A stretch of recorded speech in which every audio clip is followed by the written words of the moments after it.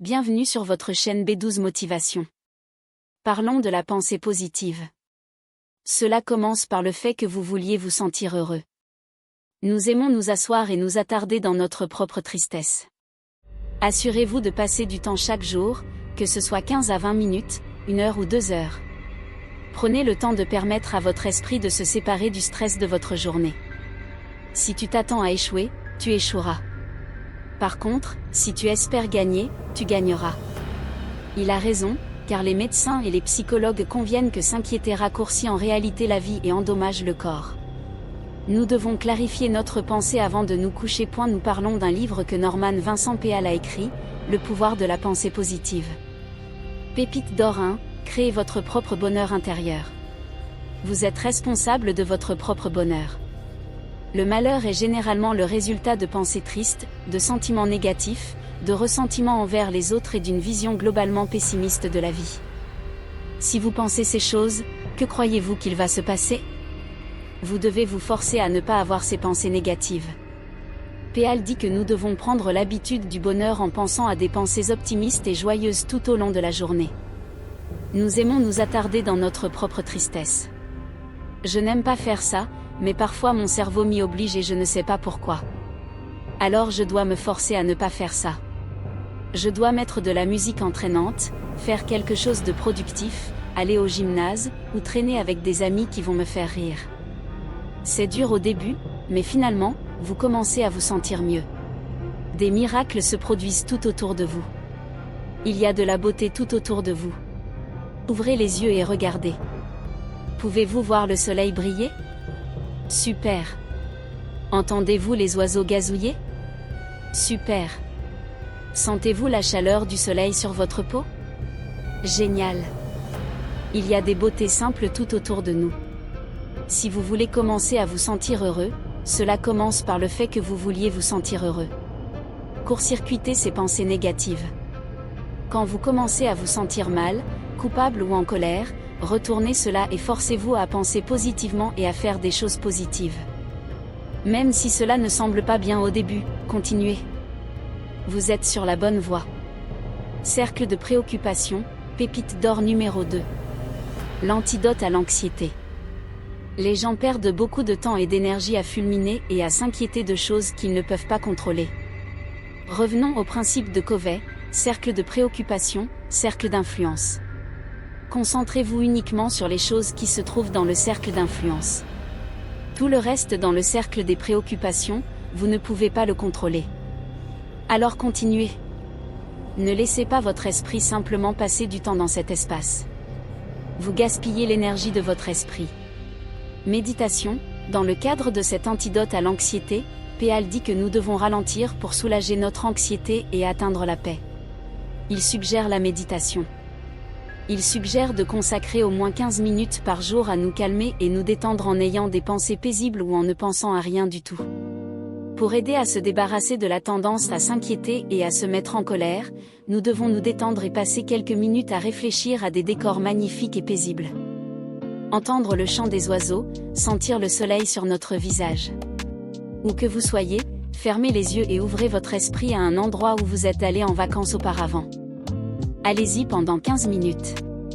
Sentez les odeurs, ressentez la sensation du sable sur vos pieds, sentez-vous plonger dans l'océan. L'antidote à l'anxiété, c'est de vider votre esprit. Quelle que soit la manière dont vous choisissez de le faire, assurez-vous de passer du temps chaque jour à séparer votre esprit du stress de votre journée. Attendez-vous au meilleur, pépite d'or numéro 3. Si vous vous attendez à échouer, vous échouerez. Par contre, si vous espérez gagner, vous gagnerez. Alors, quelles graines plantez-vous dans votre esprit ? Semez-vous des graines de positivité ou des graines de négativité ? Votre vie va vous en rendre davantage. Plantez-vous des graines de doute et de pessimisme ? Devinez ce que vous allez obtenir ? Plus de ça.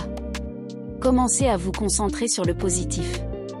Commencez à vous concentrer sur la façon dont les choses peuvent bien se passer. Quand les choses tournent mal, dites « il y a une leçon à cela pour moi. La vie ne m'arrive pas, elle m'arrive. Tout ce qui se passe est là pour me donner une leçon. Ce n'est pas un revers, c'est une mise en place.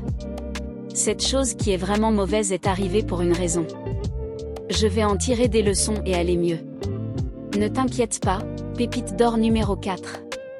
Il a raison, car les médecins et les psychologues conviennent que s'inquiéter raccourcit en réalité la vie et endommage votre corps. Nous devons clarifier nos pensées avant de nous coucher et imaginer nos soucis s'écoulant de notre corps comme l'eau d'un verre. Objectif, j'ai remplacé l'inquiétude par l'espoir en fixant des objectifs. J'ai fixé 3 objectifs, un objectif lié à la finance, un objectif lié à la santé, et un objectif professionnel. À une époque où je traversais ce stress, je m'inquiétais beaucoup. J'avais du mal à dormir, j'avais des douleurs à la poitrine, mon cœur palpitait tout le temps et je ne pouvais vraiment pas comprendre un haut niveau de satisfaction dans la vie.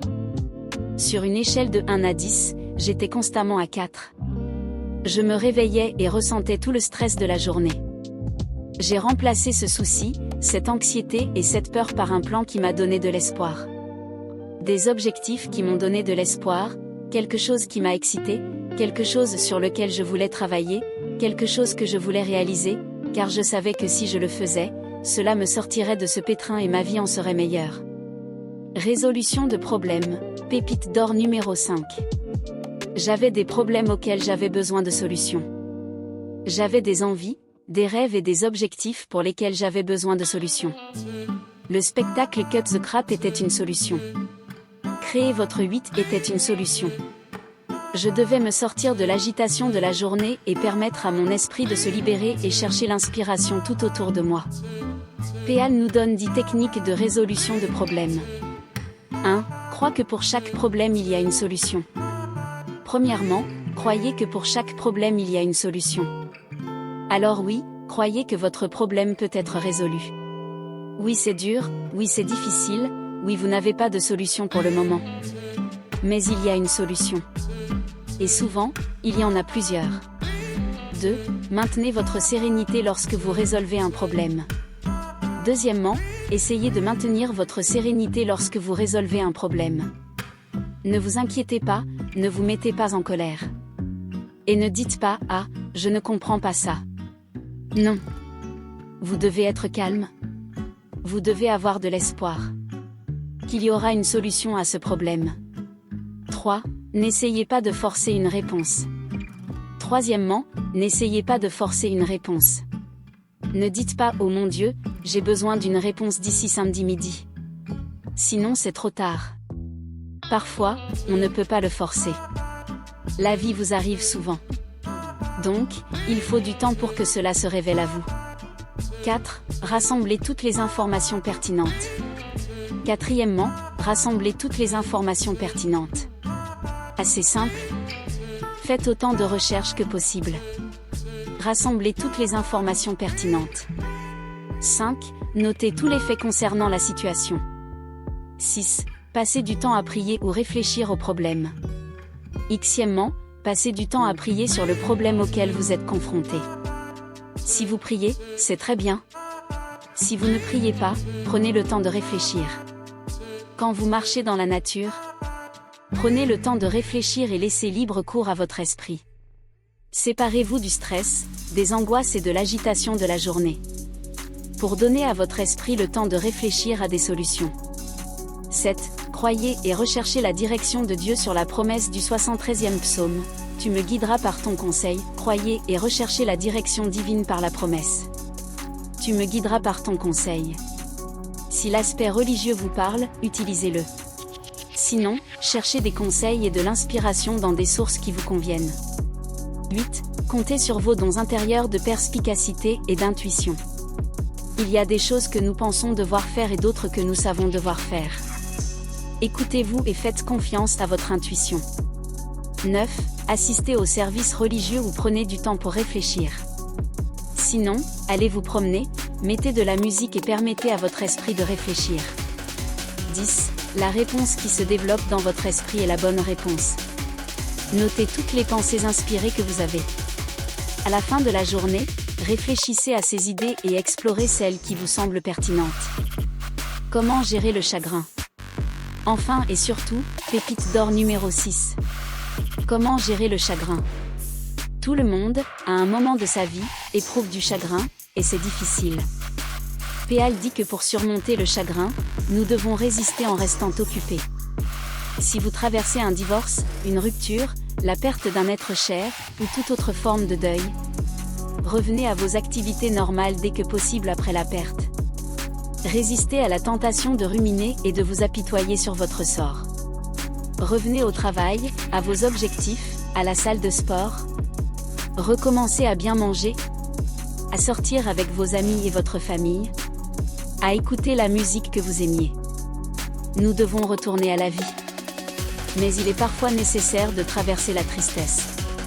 La clé est de ne pas laisser votre esprit s'y attarder trop longtemps. Ne laissez pas le chagrin prendre le contrôle de vous et gagner.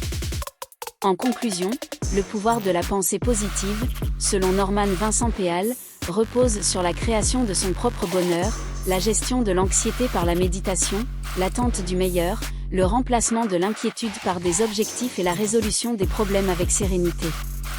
En cultivant des pensées optimistes et des habitudes positives, nous pouvons améliorer notre bien-être mental et physique et atteindre une satisfaction de vie plus élevée. La clé réside dans la discipline et la persévérance, car le bonheur et la réussite dépendent avant tout de notre état d'esprit et de notre capacité à voir la beauté et les opportunités autour de nous.